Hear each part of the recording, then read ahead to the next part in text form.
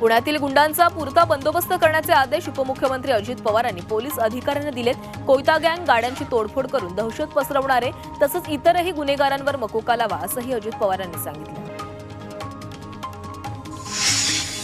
कोकणात जाणारी ट्रेन दिवा स्थानकातून सुटते, ती ट्रेन दादर स्थानकातून सोडा अशी मागणी शिवसेना उद्धव बाळासाहेब ठाकरे पक्षाचे माजी खासदार विनायक राऊतांनी केली आहे। यासाठी त्यांनी मार्च महिन्यापर्यंतचं अल्टिमेटम दिलं आहे। असं न केल्यास उत्तर भारतात जाणारी बालिया एक्सप्रेस सोडणार नाही असा इशाराही त्यांनी दिला।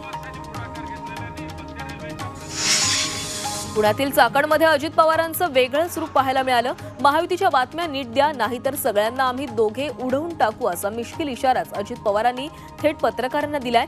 AK-47 रायफल रोखून अजित पवारांनी ही मिश्किल टिप्पणी केली आहे।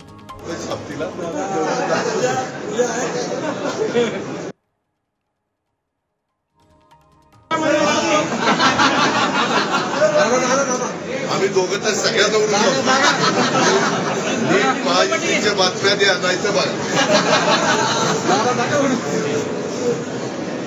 एवढं छापतीला।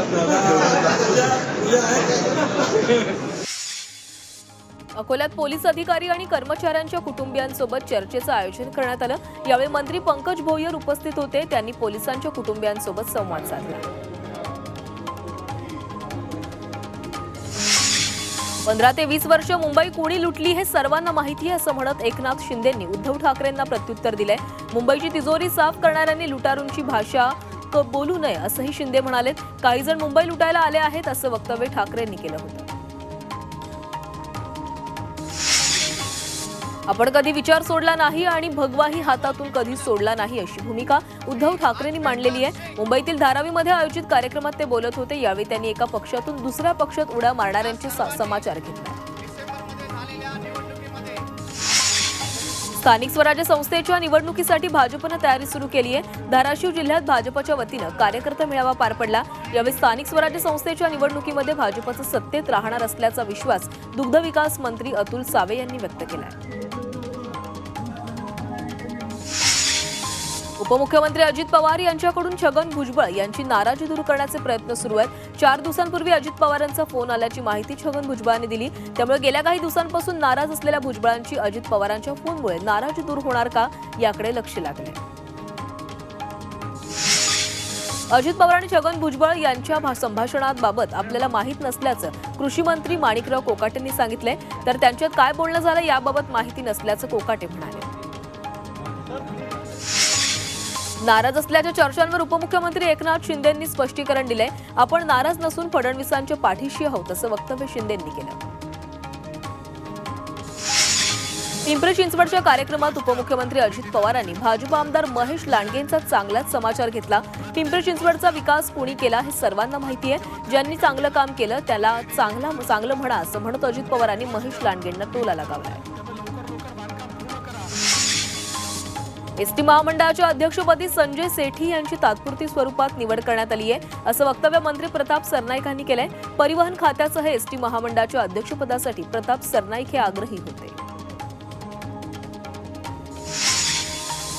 शिवभोजन थाळी महाविकास आघाडीनं गरिबांसाठी सुरू केली होती, मात्र या मतांचा फायदा सरकारला होत नसल्यानं ती बंद करण्याचा निर्णय घेतला असेल अशी टीका खासदार संजय राऊत यांनी केली आहे। छगन भुजबळ यांनी योजना बंद न होण्यासाठी पुढाकार घेतलाय, त्यासाठी आम्ही त्यांच्यासोबत असल्याचंही राऊत म्हणाले। शिवभोजन थाळी कधीही बंद होणार नाही असं वक्तव्य प्रताप सरनाईक यांनी केलेलं आहे। या योजनांचा गोरगरिबांना लाभ होतो, त्यामुळे शासन स्तरावर असा कोणताही निर्णय झाला नसल्याचं सरनाईकांनी स्पष्ट केलं आहे। करुणा मुंडेंना 2 लाख पोटगी देण्याचे निर्देश कौटुंबिक न्यायालयाने दिलेत। त्यामुळे मंत्री धनंजय मुंडेंच्या अडचणीत वाढ झाली आहे। करुणा मुंडे ह्या धनंजय मुंडे यांच्या पहिल्या पत्नी आहेत। त्यांना मारहाण झाली असून देखभाल खर्च देण्यात यावा असे निर्देश कोर्टाने दिले। वाल्मिक कराडनं आपल्याला मारहाण केल्याचा आरोप करुणा मुंडेंनी केलाय। कलेक्टर ऑफिसजवळ मारहाण केली असून वाल्मिकनं चुकीच्या पद्धतीने स्पर्श केला होता असा आरोपही करुणा मुंडे यांनी केलाय।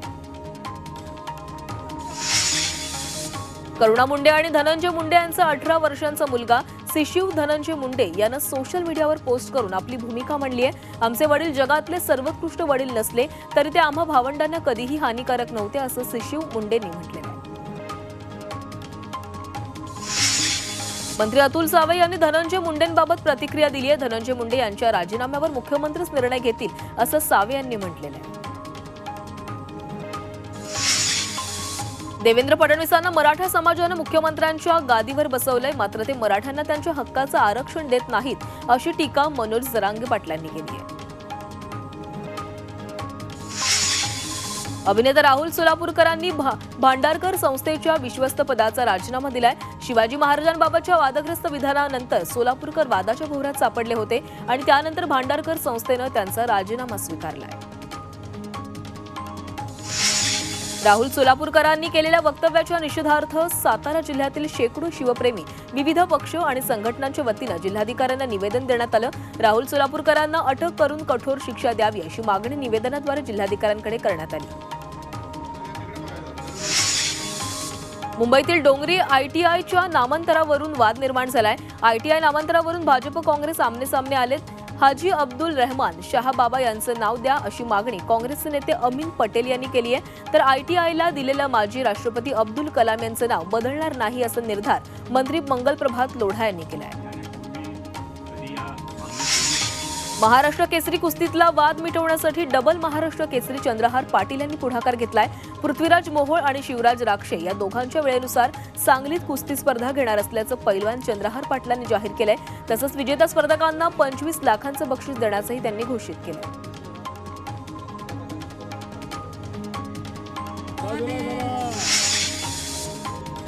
काही तहसीलदार निश्चित जेलमध्ये जाणार असल्याचा इशारा भाजप नेते किरीट सोमय्या यांनी दिलाय. अकोल्यामध्ये बांगलादेशी नागरिक अवैधरित्या राहत असल्याचा आरोप सोमय्या यांनी केला. काही दिवसांपूर्वी हा आरोप करण्यात आलेला होता. या प्रकरणी लवकरच फॉरेन्सिक ऑडिटर नेमण्याचा अधिकार पोलिसांना देण्यात आला आहे.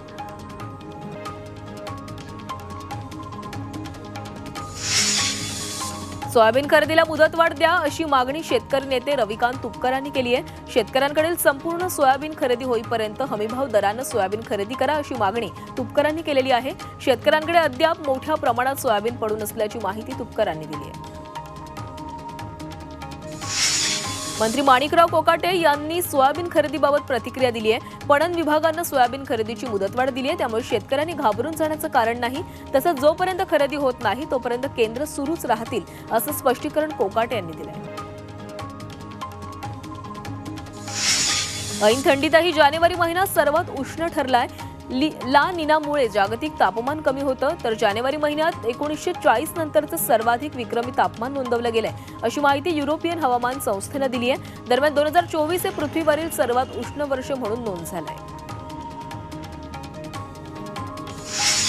राज्यात 5 फेब्रुवारी ते 20 मार्च पर्यंत अंगणवाडी सेविकांची भरती होणार आहे. सुमारे 1 लाख अंगणवाडी सेविका आणि मदतनीसांची भरती होणार असल्याची माहिती सोलापूर जिल्हा परिषदेच्या महिला व बालविकास अधिकारी प्रसाद मिरकल यांनी दिली आहे.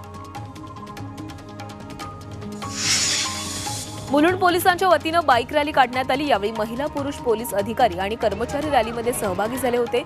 या दरम्यान पोलिसांनी बेटी बचाव बेटी पढाव असा नारा देखील दिलाय. अंगणेवाडी यात्रेसाठी विशेष रेल्वे गाड्या धावणार आहेत. एलटीटी वरून 21 फेब्रुवारीपासून या गाड्या सुटणार आहेत. प्रवाशांची अतिरिक्त गर्दी विभाजित करण्यासाठी मध्य आणि कोकण रेल्वेकडून एलटीटी ते सावंतवाडी रोड दरम्यान विशेष रेल्वे गाड्या चालवण्यात येतील. माघीवारी निमित्त पंढरपूरच्या विठ्ठल रुक्मिणी मंदिराला आकर्षक विद्युत रोषणाई करण्यात आली आहे. संत ज्ञानेश्वर दर्शन मंडप, नामदेव पायरी तसंच व्हीआयपी गेटवर विद्युत रोषणाई करण्यात आलेली आहे.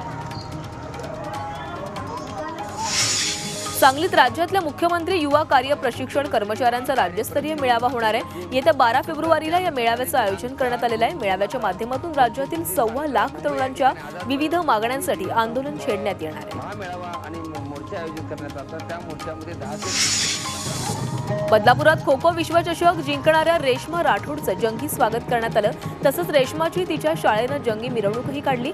त्याचबरोबर जेसीबीमधून रेश्मावर फुलांची उधळणही करण्यात आली. अंबरनाथच्या शिवगंगा नगरमध्ये 24 तासात 4 चोऱ्या झालेल्या आहेत. चोरट्यांनी पाण्याचे मीटर, पाईपलाईन आणि नळ चोरून नेलेत. या घटनेसह हे चोरटे देखील सीसीटीव्हीमध्ये चित्रित झालेत. त्यामुळे पोलिसांची रात्रीची गस्त वाढवण्याची मागणी नागरिक करतात. नाशिकमध्ये एका व्यक्तीच्या गळ्यातील 4,86,000ची सोन्याची चैन चोरट्यांनी लंपास केली आहे. दरम्यान या प्रकरणी अंबड पोलीस ठाण्यामध्ये गुन्हा दाखल करण्यात आला. अंबरनाथमध्ये पालिकेच्या शौचालयाच्या पाडकामात ठेकेदारानं निष्काळजीपणा केलाय. यामुळे शेजारील ट्युशनच्या काचा आणि पत्रे फुटल्याचा प्रकार समोर आलाय. ही घटना सीसीटीव्हीमध्ये चित्रित झाली असून यामुळे विद्यार्थ्यांच्या सुरक्षिततेचा प्रश्न निर्माण झाला. सांगलीतील पोलिसांनी मफेन टाइम या ड्रग्ज इंजेक्शन प्रकरणी उत्तर प्रदेशातून एकाला अटक केलेली आहे. हा आरोपी हे ड्रग्ज पुरवण्याचं काम करत असल्याचं तपासात समोर आलंय. तसंच महाराष्ट्रात अवैध मार्गाने हे ड्रग्ज इंजेक्शन मागवून ते महाराष्ट्रात आरोपी वितरित करत होते. मारहाण करणारे सुशील कुमार शिंदे यांचे पीए असो किंवा कुणी चेले चपाटे असो त्यांच्यावर कारवाई झाली पाहिजे अशी मागणी सोलापुरातील भाजप आमदार सचिन कल्याण शेट्टी यांनी केली आहे. स्टँडअप कॉमेडियन प्रणित मोरे मारहाण प्रकरणी सचिन कल्याण शेट्टी यांनी पोलीस आयुक्तांची भेट घेतली. सांगलीत 5 वर्षाच्या चिमुरडीवर बलात्कार करून खून केल्याचा धक्कादायक घटना घडलेली आहे. घराशेजारीच राहणाऱ्या व्यक्तीकडून खेळण्याच्या बहाण्यानं पत्राच्या शेडमध्ये नेऊन बलात्कार करून तिचा खून करण्यात आल्याचा प्राथमिक अंदाज आहे. या प्रकरणी संशयित व्यक्तीस पोलिसांनी ताब्यात घेतलं असून पोलिसांकडून अधिकचा तपास सुरू आहे.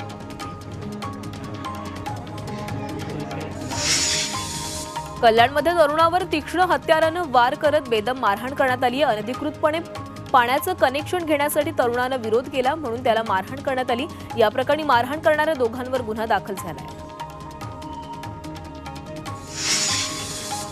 साताऱ्यातील जकातवाडी परिसरात जमिनीच्या अतिक्रमणावरून 2 गटात तुफान राडा झाला. या राड्यात 1 जण जखमी झाला असून पोलिसांनी या प्रकरणी 11 जणांना ताब्यात घेतलंय.